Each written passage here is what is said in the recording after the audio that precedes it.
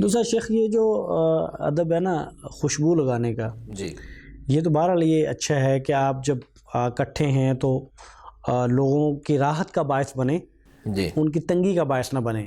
جی جی لیکن اس ادب میں ایک چیز بسا اوقات ہم دیکھتے ہیں کہ خوشبوئیں چونکہ مختلف طرح کی ہیں، اور بعض خوشبوئیں بہت تیز ہوتی ہیں، جی جی بہت تیز ہوتی ہیں، جی جی دوسروں کو اس سے اذیت محسوس ہوتی ہے، بعض لوگوں کو تو سر درد شروع ہو جاتا ہے۔ تو کیا ادب میں یہ بھی ہے، چونکہ خوشبو سے مراد خوشبو شاید نہیں ہے، خوشبو سے مراد یہ ہے کہ وہ ماحول وہ اچھا ہونا چاہیے، اس سے وہ راحت محسوس ہونی چاہیے، جی جی تنگی نہیں ہونی چاہیے۔ اگر مقصد خوشبو سے یہ ہے تو اس کا مطلب یہ ہے کہ اگر یہ مقصد ہے تو پھر ایسی خوشبو تو نہیں لگائی جا سکتی نا جس سے لوگ تنگ پڑ جائیں۔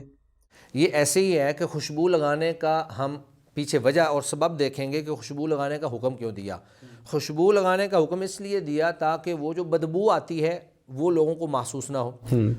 تو جیسے بدبو سے لوگوں کو اذیت محسوس ہوتی تھی تو اس سے منع کر دیا گیا اور صفائی کا حکم دیا گیا۔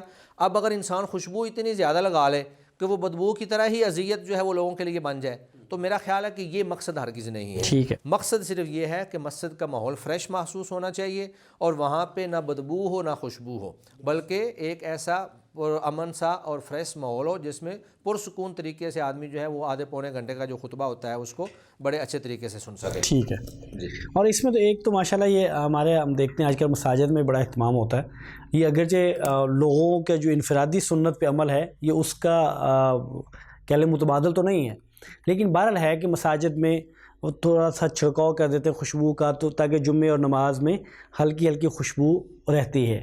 تو یہ بہرحال ہمارے بعض مساجد میں ہوتا ہے، یہ بڑا اچھا ہے۔